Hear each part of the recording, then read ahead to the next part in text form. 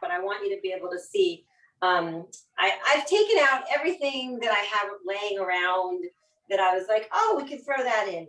It doesn't have to be, oh, I'm launching the class. So here we go, here we begin. You don't have to have any particular things. Nothing is elemental to it other than cheese. If you have some cheese, there's so many things that you can put together.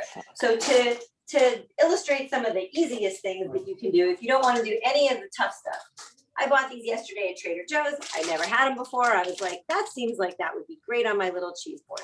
So we're going to try them today for the first time. If I don't like them, I'll never buy them again. I happen to be a great lover of Trader Joe's, but if you shop at Trader Joe's all the time, you can get pretty sick of their selection, even though it's an absolutely excellent selection. But this is my olive blend that I got for a dinner party that I'm going to be doing, where I need a big spread. So this is both green and black olives that are in an herbed olive oil, and they're really, really good and have a nice oily bite that goes beautifully with cheese. I keep many, many different kinds of nuts in my freezer. I always buy them raw. These are my raw walnuts.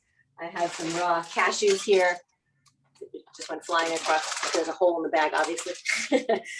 My raw cashew pieces. It's really easy to toast up nuts. It's also really easy to burn nuts when you're toasting them up. So it's a really good idea to set a timer when you're toasting nuts. And if you're toasting them in a small oven, and just show you my little setup here. I have my little oven and my big oven. My big oven is being brought up to 400 degrees right now because we're going to roast the garlic and make some crostini. So I'm going to use my little oven just to throw a couple of nuts in so that they get a little toasty. In a little oven, I'm going to toast them on 250 or 275, really, really, really low. And I still have to watch them carefully to make sure they don't burn. In a big oven, if you have an oven that's at 350 degrees, you can put them in and leave them in for 2-3 minutes and take them out and they'll be fine. In a little oven, even 2-3 minutes is enough to burn nuts. So I'm going to have to be really careful with my nuts because So I just want to get the things that have to go in the oven in so that we can move on to everything else, because those things are going to take a little time. We're going to make in the oven crostini and roasted garlic. The roasted garlic has to roast at 400 degrees for about 40 minutes. So because I'm making roasted garlic, I have to make my crostini at 400 degrees also. So for 400 degrees, that's a very high temperature for making crostini. So I'm only going to leave them in for a few minutes. And I actually have to check, I just wrote it down. And I'll give it to you at the end, or I'll give it to Rachel, a paper that tells you crostini baking times. If you're baking your crostini at 400 degrees, it's only like 10 minutes. If you're baking your crostini at 350, it's longer. If you bake them at 300, it's longer. I personally think ideally you want to bake crostini at like 275 for a really long time so they get really crispy and completely dried out. But if you're making a cheese board and you want to get garlic done at the same time, you can totally do it. You can pull it off. A lot of restaurants make crostini on the grill. And if you're making them on the grill, it's nothing like making it in the oven where you can do it at a long, slow temperature for a really long time, but you get yummy, delicious grill marks, and you just accept the fact that the inside might not be totally crispy all the way through, but it's going to be wonderful and oily and have grill marks. Okay, so back down to where we were. Let me see if I put this here. Can you see my cutting board really well? Yeah, okay, great. Okay, so I have a baguette. It is just an ordinary French baguette. I bought it yesterday. Normally, I take bread. Is that really noisy? The paper? Is that really noisy? The paper? Oh, now I'm repeating again. I don't know why. Okay. Your mother logged in again, and I think that is the one that is screwing it up. Okay, that's fine. So let's try it again. We need to move these little guys out of the way. And then I have a couple slices of a really terrific whole wheat sourdough. What I was saying a second ago is that I bought this yesterday. I left it out because I knew I was going to use it today to make it into crostini. And crostini gets completely dried out. I cut it on the bias because if you cut it on the bias, you get a little more surface area and it's a little easier to bite into and to spread a bunch of cheese on. So I'm gonna cut, like maybe, eventually I'm gonna cut them all and use it all, because I did not put this bread in the freezer last night. The bread is not stale, but it's a little more stale than if I was gonna eat it fresh. So I buy this bread. If I were gonna use it for anything fresh, I would have put it in the freezer immediately. Because if you buy your bread the day you buy it and freeze it right away and not like leave it on the counter and wait for it to get stale before you freeze it, you can keep the moisture in the bread for not ever, because eventually it'll get freezer burnt. But when you put bread in the refrigerator, it continues to evaporate the whole time. The moisture in it continues to evaporate the whole time that it's in the refrigerator. If you put bread in the freezer, the moisture freezes and stays exactly where it is. So that when you take it out, this bread has been sitting out for a few minutes just to get unfrozen. It's almost like fresh bread. So I'm gonna make a few crostini with this, and they're gonna be my extra special crostinis. You don't have to make all your bread into crostini. You might wanna have fresh bread for your cheese. If you wanna have fresh bread, it's great to take a baguette like this. This is a par-baked baguette, so I could just stick this in the oven at 400 degrees for 5 minutes, and then it'll be a beautifully baked bread. Okay, so we have a little bit of bread.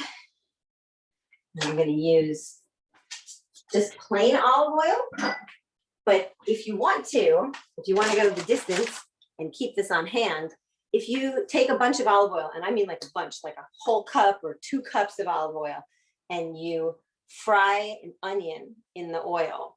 I learned this, I was making a in a garden recipe where you wanted the onions, and I felt like, oh, it's such a waste of oil.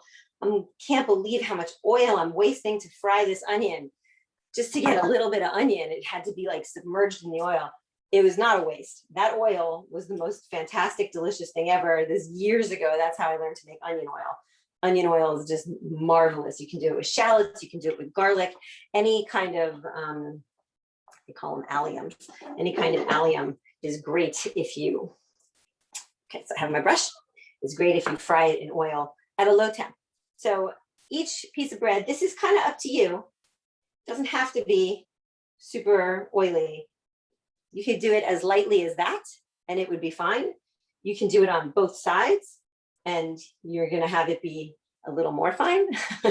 If you do it on both sides, I mean, naturally, it's a little oily. Using a brush to for your.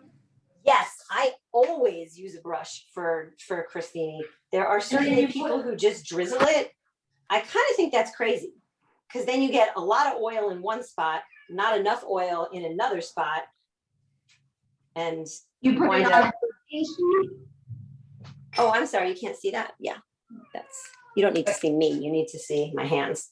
So I brush one side, I turn it over, I brush the other side. I'm gonna get one oily hand from this, and I'm fine with that. And once I have a bunch of them brushed and ready to go in the oven, I'm gonna salt them.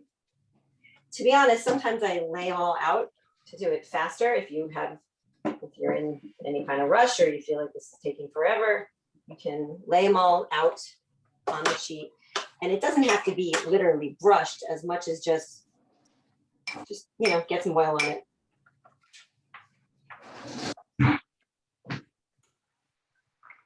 And flip them all over. both sides? I'm doing both sides. You don't absolutely have to do both sides, but I've been working in the kind of kitchen lately where we are like, the more oil, the better. But I like it to be spread with a brush because I don't like it when crostini are extremely oily. And if they're like saturated all the way through with oil, I think that's too much. And I think that makes them not taste as good or go as well with cheese. I mean, you're gonna eat these with cheese, so you don't really want them to be super oily. Okay, the last step before throwing it in is I'm gonna put some salt on it. The salt really makes the difference between it just being toast and it being extraordinary when you eat it. I'm sprinkling a little salt, and I'm gonna throw these guys in the oven for about 10 minutes because my oven is 400 degrees. You're so far ahead of me already. Timer for 10 minutes. The garlic is really, really easy, super easy.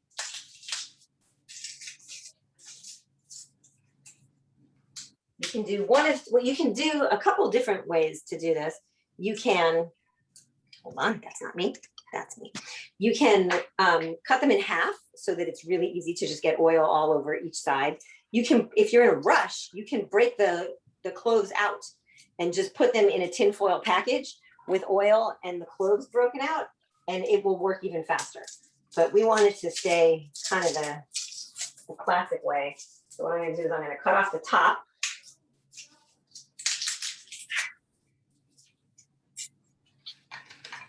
These particular heads of garlic have a really tough stem in the center.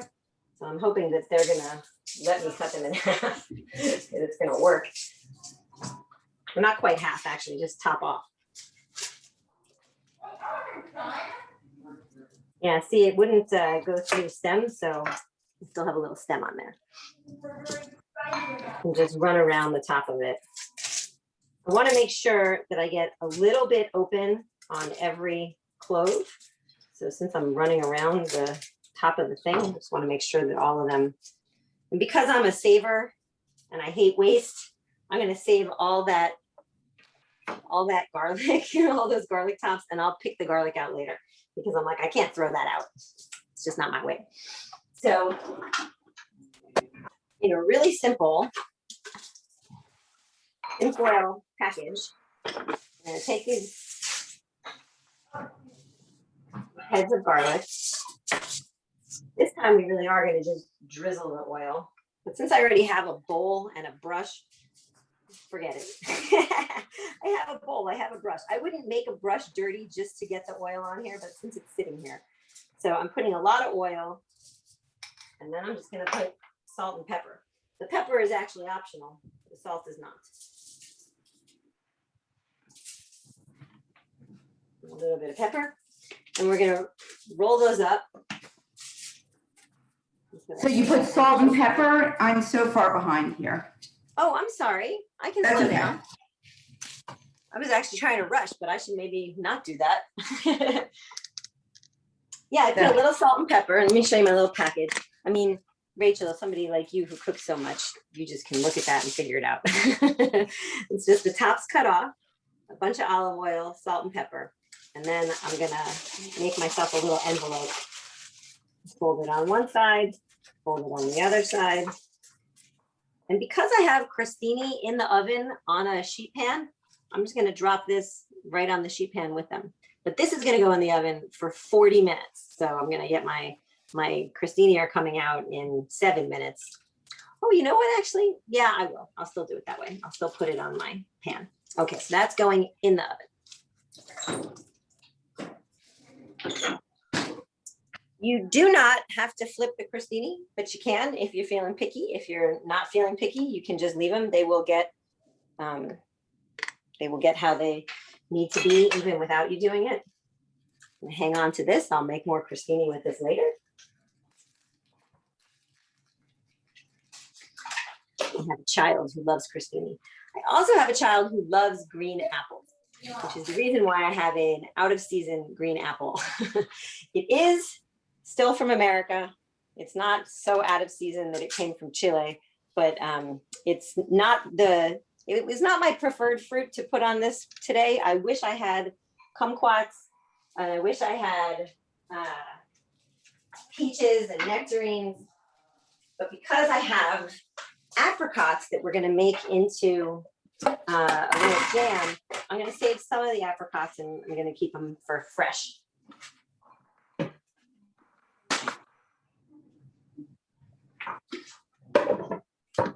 So next up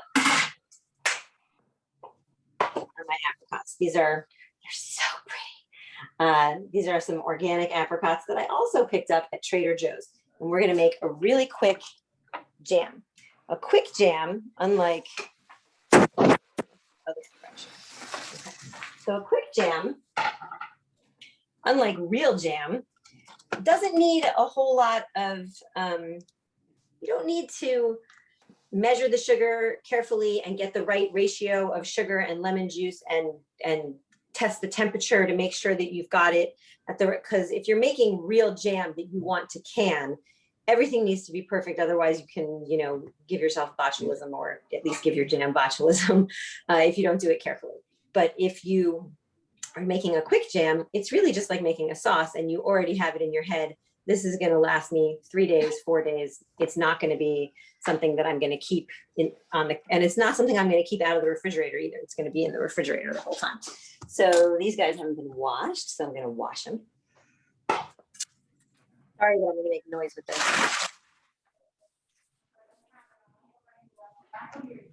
It's an earful. So many of you have your cameras off, but the two people who don't have their cameras off are my mom and Olga. And I cannot tell if my jokes are landing because you guys are not smiling at me.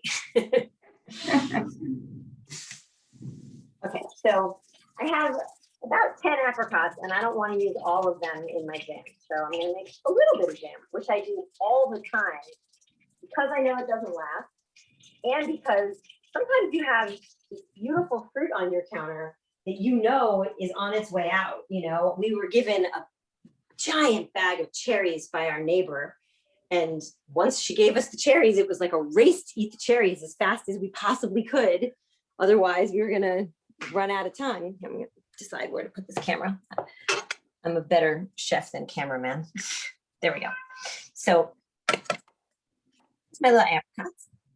I'm going to grab a non-reactive pan, which just means not made of aluminum, because that's the real reactive pan. It's a very little pan. You can see the size of my hand with it. It's just my little pan.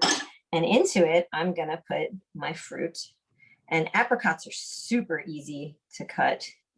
They usually just pop right open, and then the seed pops right out. So you keep the skin on? I do. I do. I might not for peaches, but for apricots, I keep it on. If there's any part of it that feels like tough or hard, I would take that out.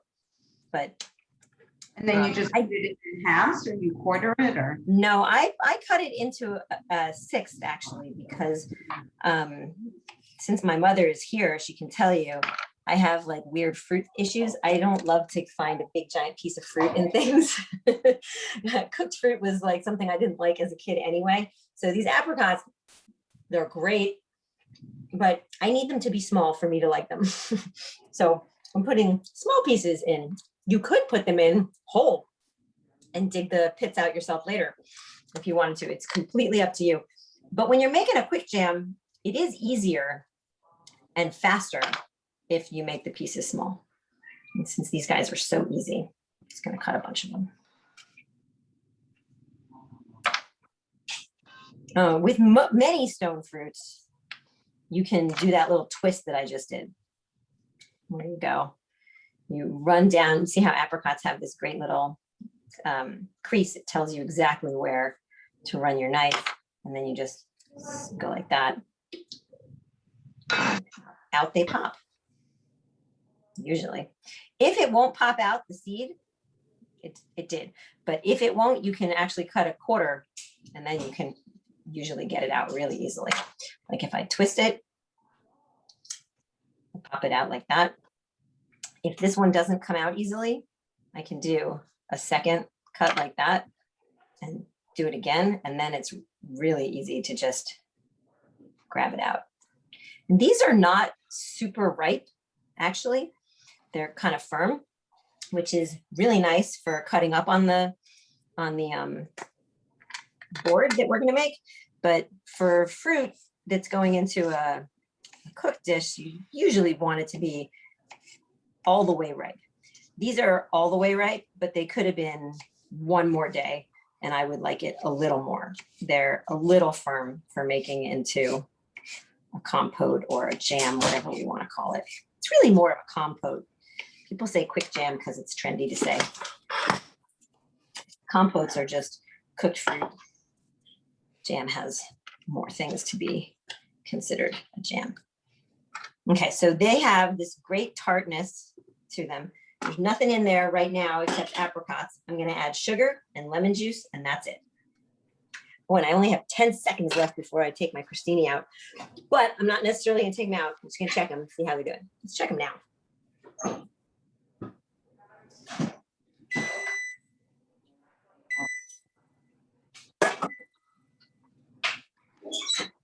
10 minutes, 400 degrees. I'm gonna grab my garlic and stick it back in. Don't want that out. It's only in for 7 minutes, so I'm gonna give it 33 minutes more. So my crostini after 10 minutes, they feel a little toasty. You know, they are crispy, but they're not hard all the way through. So I am gonna actually flip these guys just to be on the safe side and put them back in for another 5 minutes.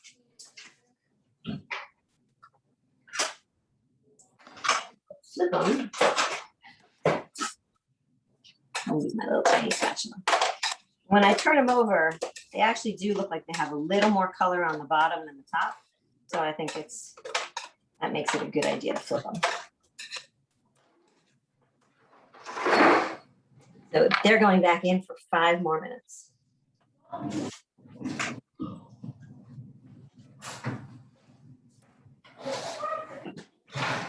Okay, back to my apricots. I'm gonna add some sugar. And in the case, my sugar was left on the dining room table. Hold on.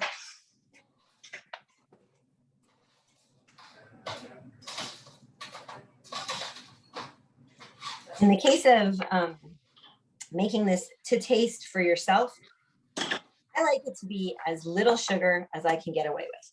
There's a ratio of how much sugar to how much fruit for most jams. And I think that the taste when you just taste it fresh is way too sweet for me all the time. So I always cut the sugar in half, let it cook for a while, taste it. If it needs more sugar, I add more sugar because it's going to cook for a little while, at least 15 minutes. So I don't even measure it. I look at how much fruit I've got. That's how much fruit I've got. And I want to definitely cover it with sugar. So I shake a little sugar over the whole thing.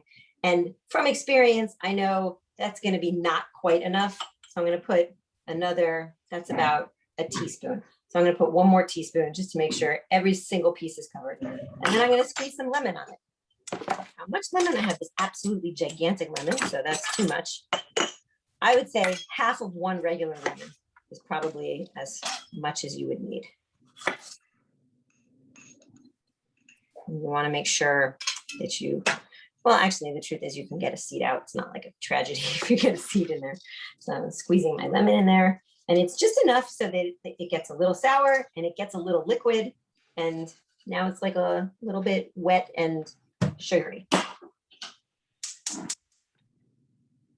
I want it on a medium-low heat.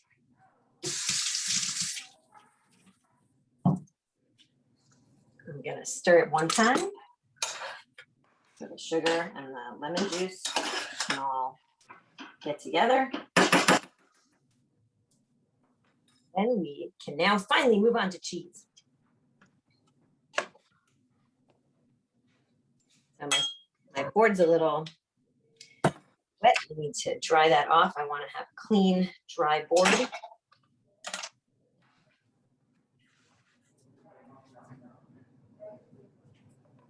Not the board I'm using to make the cheese platter. This is just the board I'm using to cut cheese. So here are the cheeses that I have chosen for my board today because I think that they represent a really good different bunches of textures for you guys. This is a soft ripened bloomy, it's called a bloomy rind when it has this white rind on it. Things like brie or a Saint Andre. This one is not a brie. This one is made from goat cheese. I have a husband who can't eat cow cheese, so we eat a lot of goat and sheep milk cheese, which is another reason we feel indebted to Trader Joe's. So with this one, because it is a perfectly round little brie, I want to think about this being in the sort of center of attention on my board. It's the prettiest. It's the one that's already in its own perfect shape. This one has been cut from a giant wheel. This one has been cut from a giant wheel. This one has been cut from a giant wheel. We're going to make all of them pretty, but this one is intact. And so we're going to do, we're going to make it our centerpiece. To do that, I happen to have a little plate. If you don't have a little plate, you can use whatever you do have. It's a matter of kind of MacGyvering things which we do a lot when we make boards in any kind of professional way, is we stick things together with tape and we put things on top of each other to make levels. So just because I thought that would be fun, since I think a lot of home cooks don't think about levels, and a lot of caterers are constantly thinking about levels, we're gonna take a piece of tape and stick this to this. Then we have a little pedestal, and it's gonna be in the center of the board. I'm using a little board. So once I tape it, I'm gonna have this in the middle of my board. Let me put it down low so you can see. So this gives me this little pedestal, a little white pedestal in the middle of a wooden board, and then we can put everything around it, and it will give it a lot of like visual interest because it's high. Might even look for a smaller one of these because this is such a small board. Okay, wait.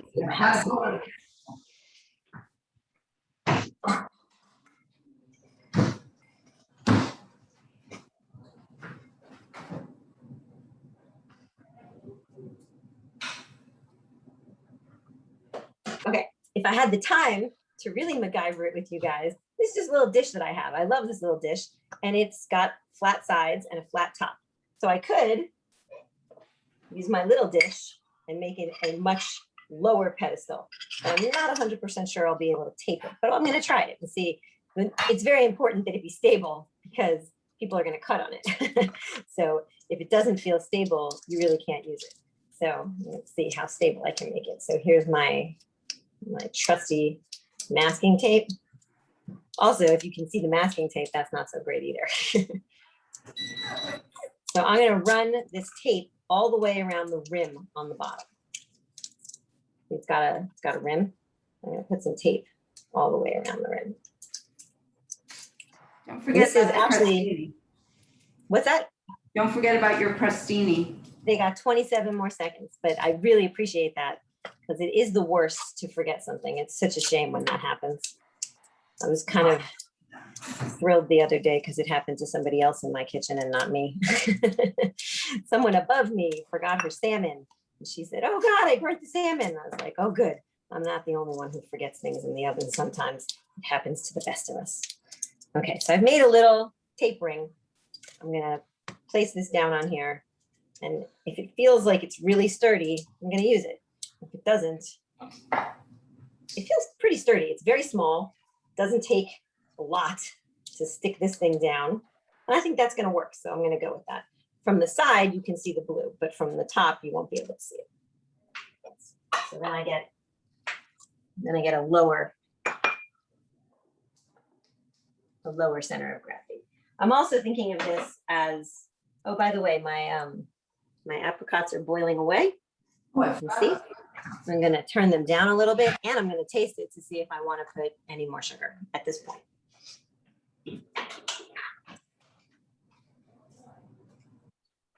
So when I take, I'm stirring it. When you stir your fruit, it's a good time to break it up, crush it up, make sure that, all the pieces are getting contact with the bottom. You're looking at the wrong thing because I left you looking at the wrong things.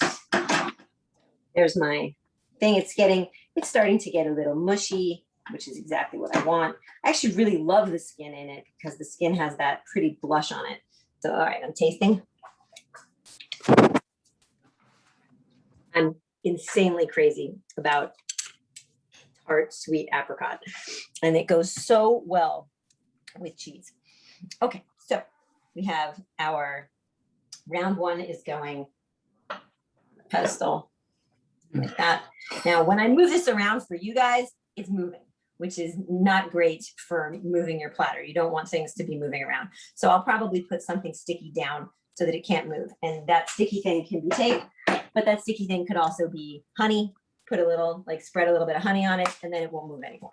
So you can use sticky things in your kitchen to make yourself a little glue so that things are not moving around.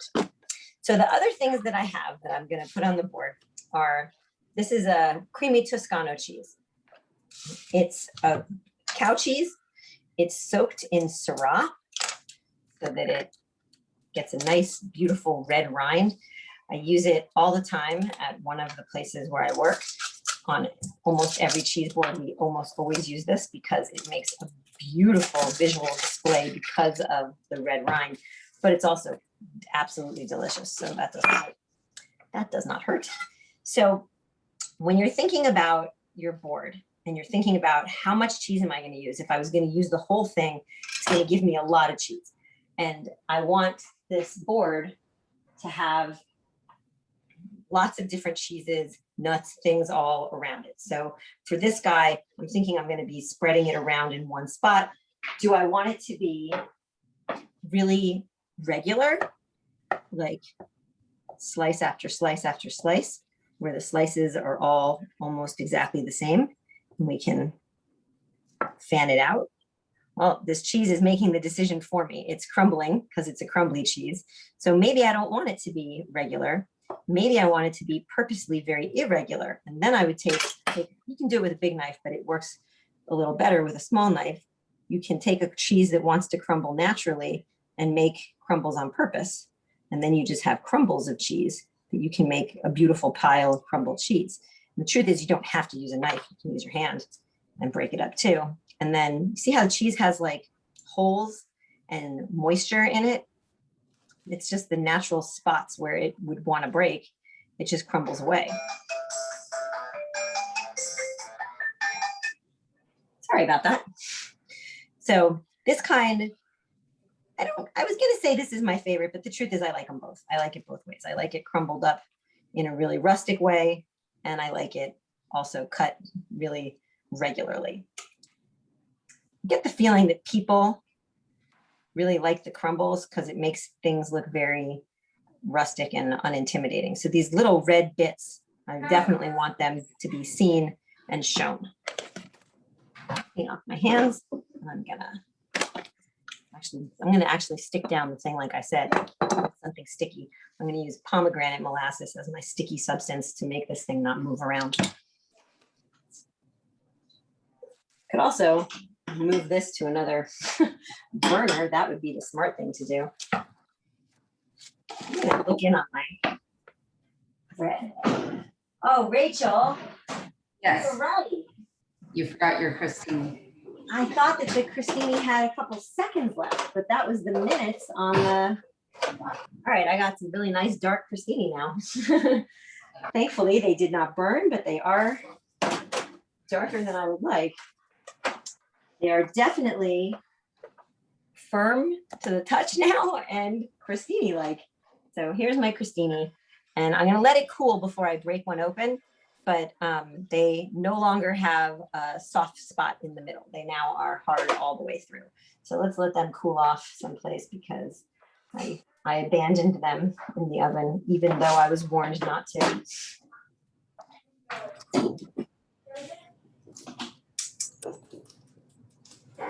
Really good thing to use in the kitchen is your nose. The nose told me, what about that bread? What about that bread you forgot? Okay, I'm gonna grab a little brush. I'm gonna dab a little bit of pomegranate molasses on my brush. And I'm just gonna make the center of my board a little sticky so that this thing will stop moving around. It won't be impossible to move, but it'll be less likely. And I'm gonna take my, you guys, you feel free to tell me if I forget to put the camera down. I'm gonna take my crumbled cheese and I'm gonna spread it out. I wanna be certain that I keep a straight, not straight, but I wanna keep a regular border. I don't want it to fall over onto the side where the messiness of this has to be controlled mess. And we're going for height and also best foot forward, greatest pieces on top. Okay, so that's the beginning. Move on to our next cheese. Next cheese is going to be this one that I'm super excited about because they've never had this before at Trader Joe's. This is a half sheep, half goat cheese that's separated by a layer of ash, which makes it super pretty. Also makes it interestingly like taste different from one side to the other. I'm going to take a stab in the dark and guess this is the goat and this is the sheep because this one's whiter and this one's yellower, but we're not 100% sure. Now with this one, it's got such a cool pattern. I want to keep that pattern. I don't want to lose that. So I'm gonna try to keep this one exactly all the same because you want to get like these cool sticks. And I'm really being careful not to break them since they seem like they would break pretty easily right along the ash line, which is what I want to hang on to. So let's see, what can we do with these long, cool strips with the ash in it? As I go up the cheese, they get thicker. So at a certain point, I'm going to start cutting them in half to keep them uniform, but not yet.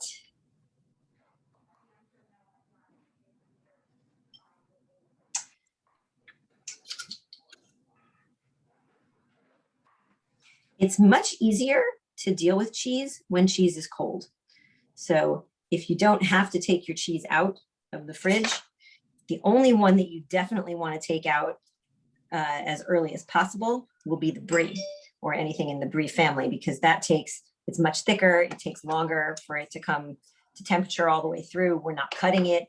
So although I would cut it right before I would serve it, because I want people to be encouraged to eat it, and people are intimidated by a giant block that hasn't been cut into. So it's kind of like the broken windows theory. Like you have to break it open so that people will want to, nobody wants to be the first one to break open a wheel of brie. But if it's already broken open, then they're fine. So it has such a pretty pattern. It almost looks like marble. So I'm hanging onto my marbled cheese. All right. So that's cheese number 2. Whoop, it still moves. Can't tilt the whole board as it turns out. So I'll stop with those cheeses for now. Move on to my blue. Now, both of those cheeses were very firm and easy to cut.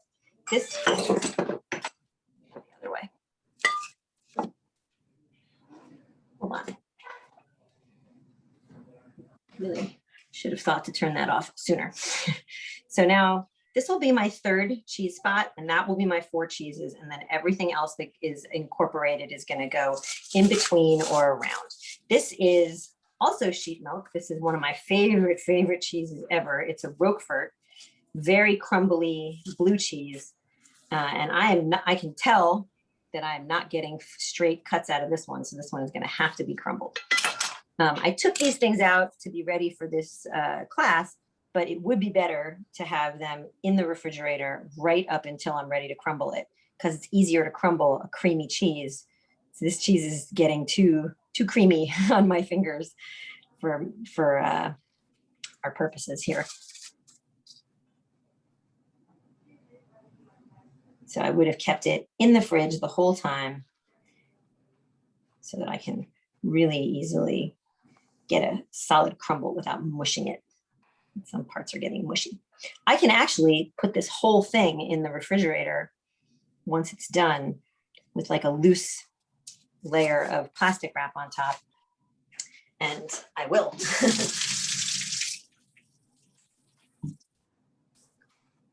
So if you are like me, and you have lots of little tiny dishes that you don't use very often, this is the perfect opportunity in life to use your little dishes.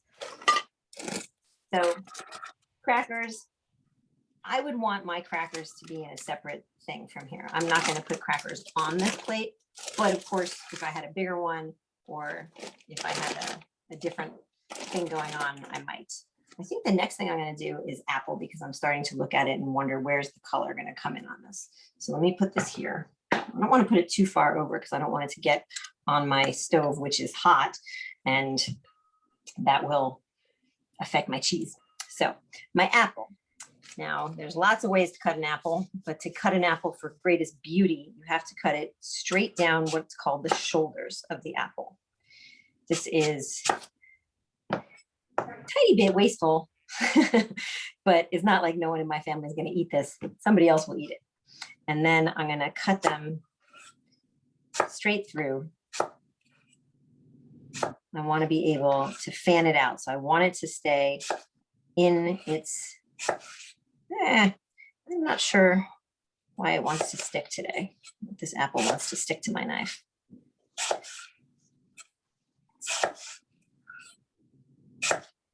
This gives me the chance to, I'm going to get rid of these two end pieces.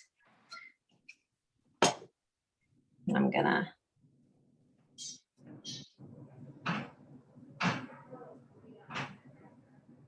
really want the edges to be connected and the rest of it not to. Okay, so going on one side, I have apple. Other side, also one apple.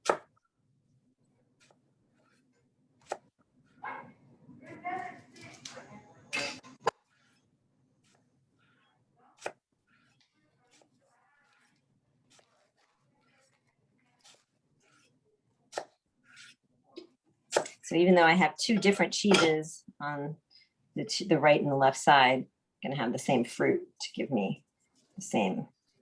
Oh, look at that. I have one piece that came out too thick, and I'm going to go back in and fix it.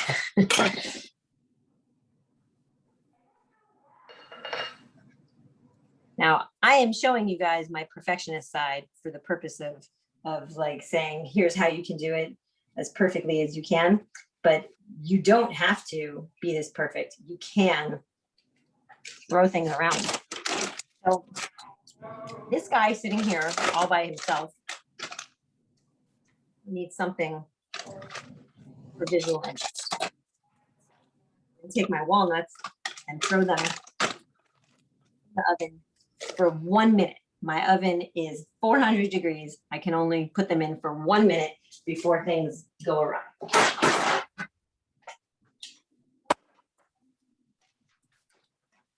The reason I buy nuts raw and keep them in the freezer is that the oil in the nuts will stay good if it's frozen. You can actually keep them in the fridge too if your freezer is too full. But it gives you fresh roasted nuts whenever you want them in small quantities. Like I only need a handful of each. So here's my handful of cashews, handful of walnuts, and they're gonna go.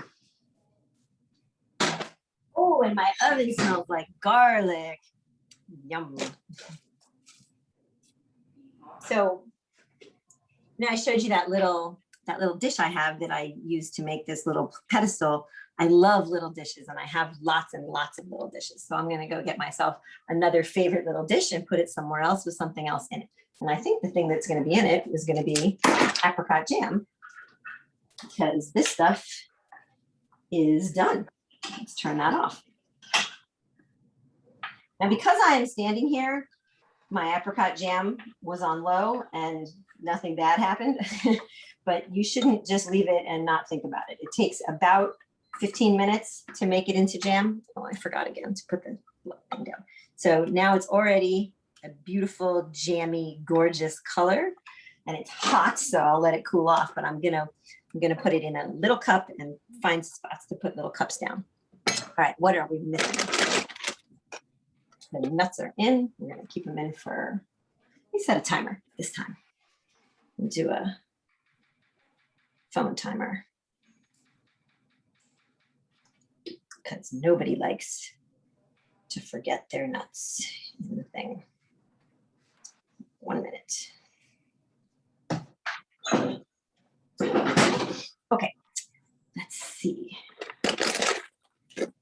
This is a popular thing among, well, it's just the greatest thing. This is pomegranate molasses. Makes a beautiful drizzle on whichever cheese you think it would go with. This being a goat cheese brie, it has the tang of goat cheese, so it can really hold up to something like this. Sometimes people pour for like regular brie. If it's a cow's milk brie, they'll pour a little bit of honey on top of it, and then like a drizzle of salt, or honey and a drizzle of herbs or something like that, because they like the drizzle of nuts or herbs to make a visual statement, but the honey actually goes well with the cheese. I don't happen to think that the nuts, well, the nuts do, but not the herbs. I don't like herbs and honey on top of a brie. It's too many things to me. And you want to taste the brie. Oop, that's my minute. Stop. Let's get those nuts out.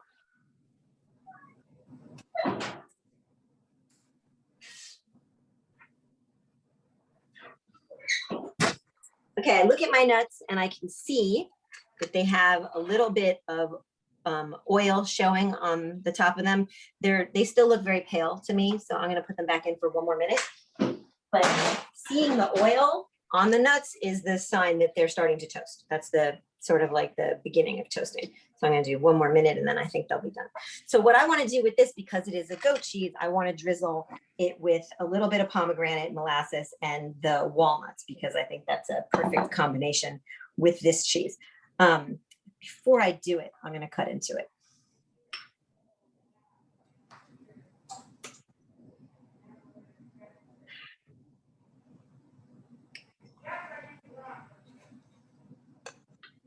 Back this guy up. And just doing that will make it so that people will accept it and will say, okay, yes, I can take it. Someone has cut it. So if it's a really gooey cheese, it might not be as easy to make it do that, but this one's not too gooey. It's a little firmer. So as soon as the nuts come out, we're gonna let them cool off and we'll drizzle that. But I'm gonna do the pomegranate molasses first. Pomegranate molasses is just super concentrated pomegranate juice, which is, and sugar, not by itself. Again, my nuts are ready. Minutes fast.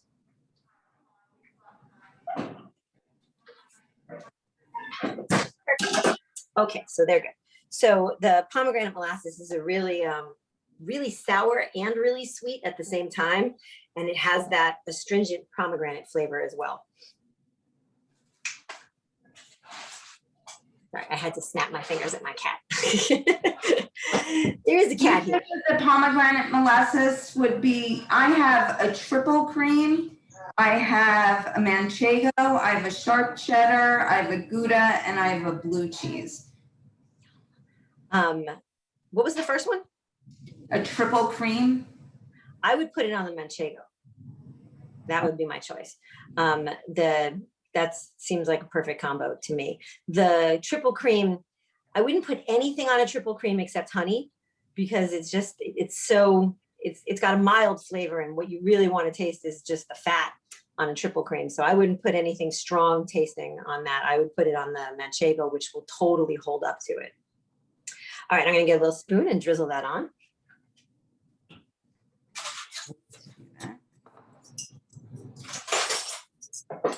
Speaking of little spoons, if you have little spoons or little knives, this is your opportunity to get to use them. This was actually my husband's always trying to figure out what to get me for Christmas presents, and this was my Hanukkah Christmas present, was 9 of these little tiny, adorable, different colored spoons. I actually have more. I'll show you all of them.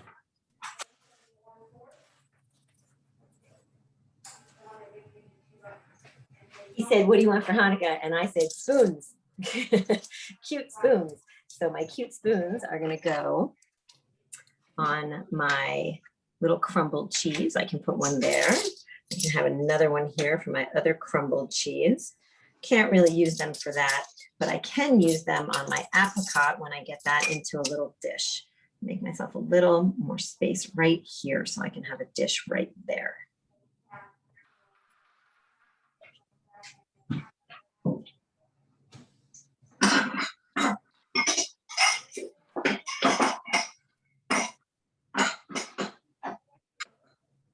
Penny? Here's all my little bowls. Little tiny bowls.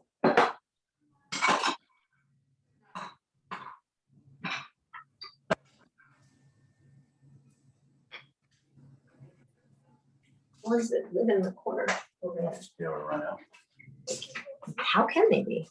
This is one little bowl I have, but I want even little. I have really little, tiny, tiny ones that hopefully are good. Here's my little bowl with my apricot jam. Oh, I love it. I mean, I have a little bit of an obsession with tiny things, so I love. No, we don't have the little tiny glass ones. I have one that's like this big, but with your family, they move your things. No, I didn't take it to anything. I'm going to look for my bowls one more time. My blue cheese was very soft, so I put it back in the fridge. That is a good idea. I was just massacring it when I was trying to cut it up. If you, hey, are you guys hearing me through this thing or not? Can you hear me?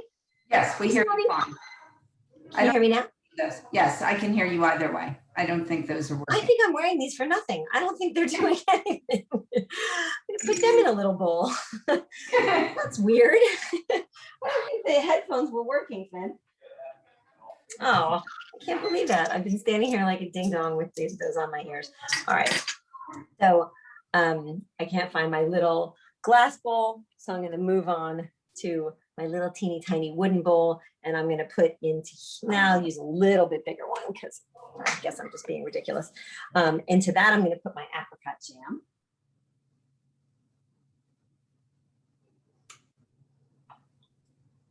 So do you try and use all different bowls, like you wouldn't use the same bowl? No, I would use the same bowl. What do you mean? No, I totally would. You I try actually to buy like mix up the sometimes look with of, it. I was What's up? wondering if you mix up the look of your bowls. Well, for this one, I think it's going to look really good if I do use like a small bowl here that matches that little bowl there. And then the whole thing has a sort of a matching look to it. So I think I'm going to put my nuts in that bowl. These are my cashews are going in this bowl. And then, okay, pomegranate. I'm going to put a tiny bit into a spoon. And from there, drizzle. Can you guys hear my cat Yes. meowing at me? My child is so in love with pomegranate molasses. When we were eating dinner the other night, I said, it's really good if you drizzle it on the chicken. And she said, it's really better if you drizzle it on a spoon.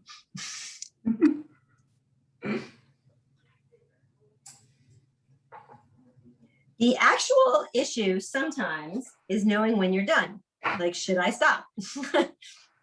Let's see. I'm going to put it down where it can be alone on just a plain surface. And we'll see. Should we do more? I think with the drizzle of the pomegranate and the bowls and the spoons, we have reached the stopping point on this cheese. The only other thing is our garlic just got finished. So I'm going to find one more little bowl to put the garlic in, because when you eat this, and I'm going to need something on the side to put my crostini in. So I'm going to go grab a bowl that my crostini will look nice in on the side. And I'm going to put a tiny bowl out for my garlic. And then this guy's going to be done. She's so far ahead of me. You don't have to keep up. You don't have to keep up with me at all. Because this is a very small cheese board, I have a small wooden bowl that goes alongside of this. In case it isn't obvious by every little wooden thing that I ever encounter. So I love these little guys, so I bought them. I'm gonna put my crostini in there.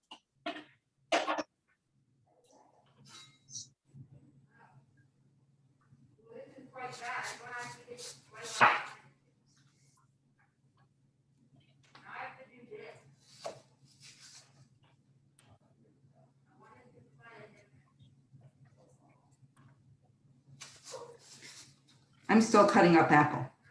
That's fine. So here's my little crostini bowl. I'm a big fan of not making your crostini all the same size because I have my big one in the back, then they go down in size as you go down the bowl. So like I get the impression of a lot of different sizes from that. And then let me go grab my garlic out and we'll show you how to squeeze the roasted garlic out. Roasted garlic is amazing with brie. It would also be amazing with manchego. I wouldn't put it with the blue cheese. I would put it with the goat cheese with pomegranate molasses. It's gonna come out, it's gonna be super gooey when we take it out. So let's get that out.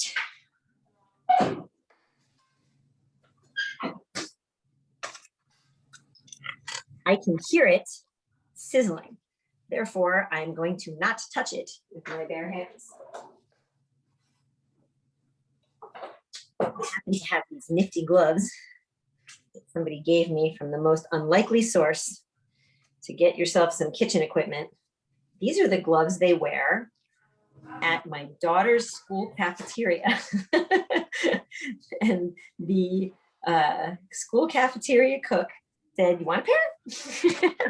And I said, "Sure. What do? You just throw them in the wash after?" And she said, "Actually, we wear them once and we throw them out.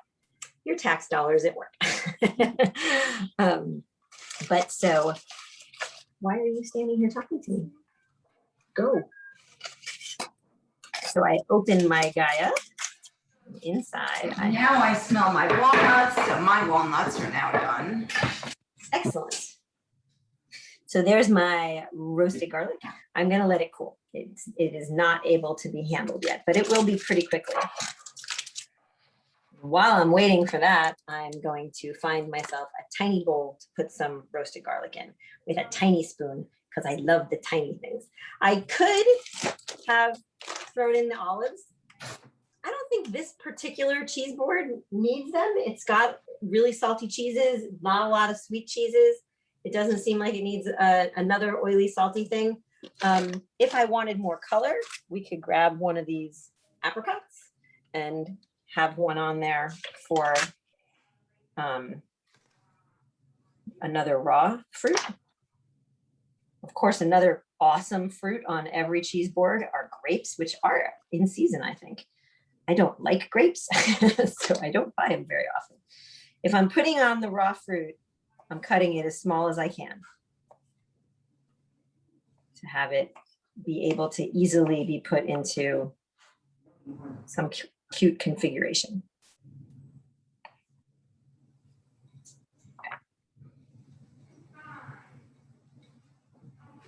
Let's see.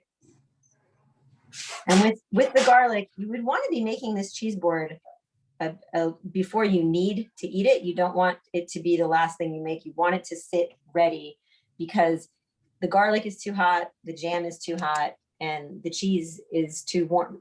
So I want to put it back in the refrigerator, let it cool off a little bit, but you don't want the cheese to be ice cold either because then it doesn't taste good. So you want to take it out, let everything be room temperature for at least 15, 20 minutes before you serve it. Now I have this cut up apricot that is all stuffed back together. I'm going to find myself a cute little bowl for my apricot. So you're putting it in a bowl? Just because it is exactly the right size. I was like, look at that, it's the perfect size.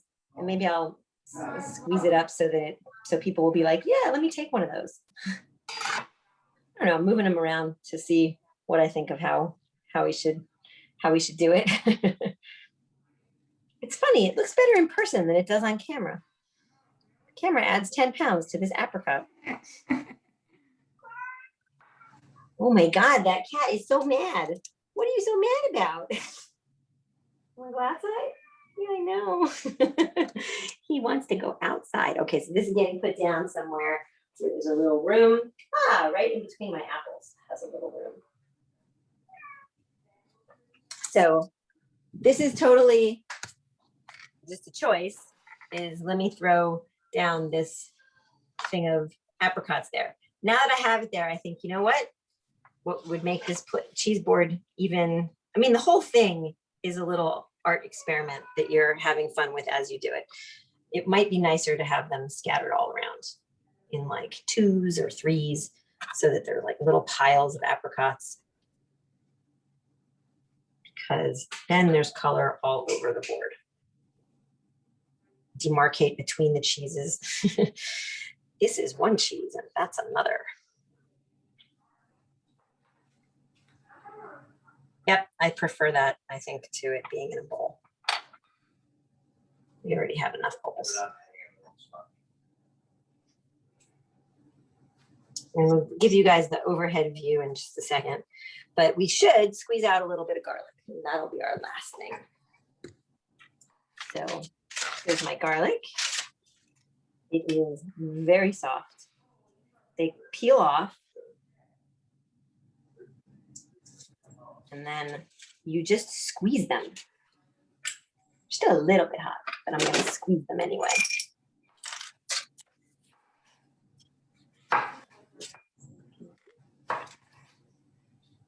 So I just squeeze it and it pops out. You maybe don't even have to take it off the thing. Oh, that one doesn't have a hole. It's a little hot still. So if you're not in any rush, let it cool all the way before you squeeze it out. Thanks. Obviously, hot oil, hot garlic oil. I'm gonna have garlicky fingers and it is a little hot still. So this is a whole lot of roasted garlic for this size platter. Definitely going to keep all of this. You can keep it in the refrigerator for a while and use it in all kinds of things. You can throw it into all sorts of things that you're cooking. Now you have this yummy, soft garlic, soft seasoned garlic. I guess my house is starting to smell good because my child came in to say snack.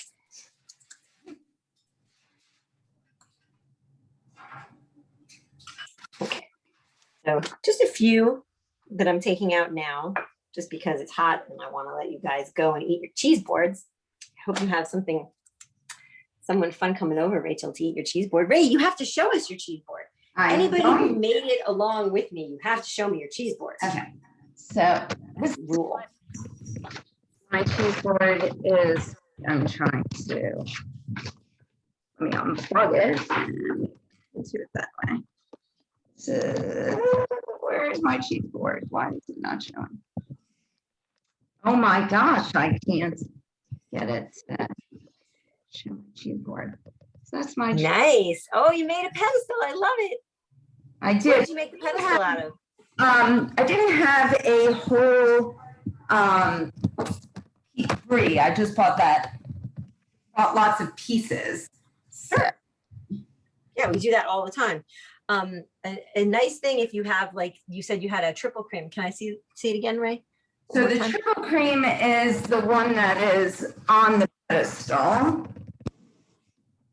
Nice. See how you have it sitting like a wedge with the cheese side up. Mm-hmm. I think that's a perfect candidate for a little drizzle of honey and a little, bunch of crushed nuts or something like that. Okay. Because it's in your center, and because triple cream and with a little honey, it's not gonna be like, oh God, this is sweet and I don't like this. It's gonna be just a fresh and delicious, bright thing. Okay. Unless you don't like the idea of honey on cheese, and then of course you should not do that. I'll be perfectly honest and say, you know me, I am not the biggest cheese person. So a lot for my friends.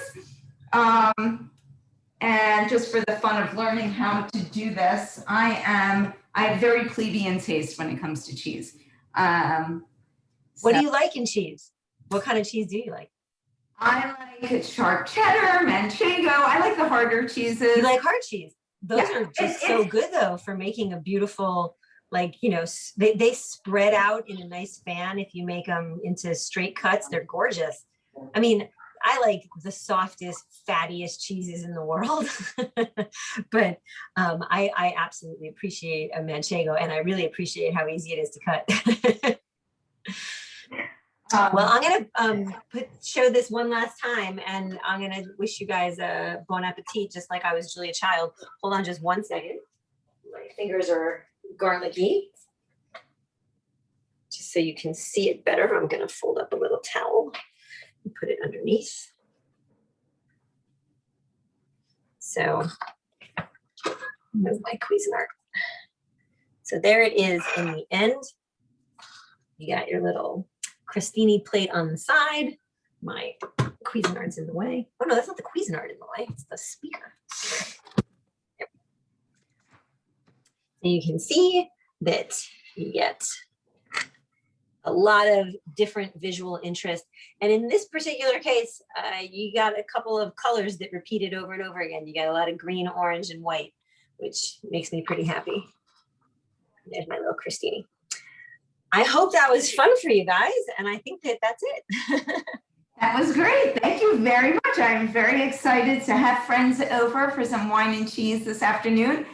I was hoping some of you would cook along with us, but you might be inspired to do the same. If not today, maybe another day, make up a nice cheese board and have a glass of wine and invite a friend over. I'd say sit out on your porch, but now that it's 4,000 degrees outside, you might want to do it inside. Thank you so much. This was really fun. I've been very excited about this for a long time. I'm very happy to have done it with you guys. I hope you guys enjoyed and have a wonderful cheese board and a wonderful cheesy afternoon. Thank you. Thank you. Bye-bye. Bye.